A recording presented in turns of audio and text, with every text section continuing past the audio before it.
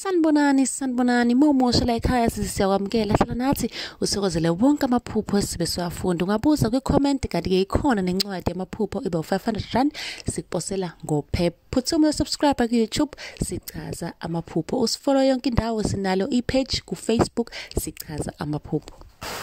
Namhlanje ake sikhulume ngenkawu. Abaningi ke bayaphambanisa lapha phakathi kwenkawu nemfene. Obuzile kwi-comment ubuze ngenkawu ngiyaxolisa kakhulu ngemvula ngicabanga ukuthi niyayizwa ukuthi lo mama lo kanti ulala endlini kaShayila bakithi. Inkawu nemfene kuhlukene. Ake siqale nje la enkawini. Inkawu ke siyazi ukuthi bakithi into engenankinga nje inkawu. Siyazi ukuthi sonke vele inkawu into nje abanye baze beyifuye baze bahlale nayo.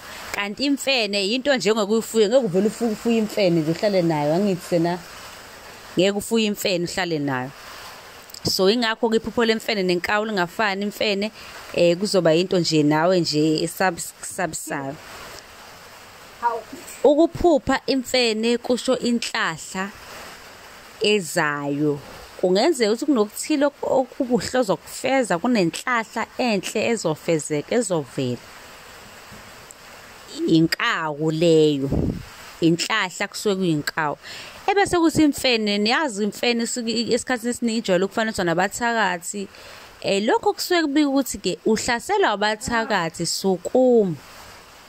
Imfene ihambisana nabathakathi. Imfene ayikho yinhle neze. Sukuma njengamanje uyimele ngenyawo usho ukuthi mina ngiyazama ngiyavimba lomkhonyovu lo lobugqwirha bemfene lobu ngiyabuxosha ngiyabususa. Sukuma uyimele sukuma usebenzise kumele ukusebenzise ngoba imfene ayilungile neze. Kanti umusha la ekhaya siyacela ukuthi usubscribe usifollow yonke indawo sichaza amaphupho ku-Facebook sichaza amaphupho ku-TikTok yonke indawo nisale kahle ningakhohlwa khona izinto esidayisayo nencwadi khona ngiyabonga.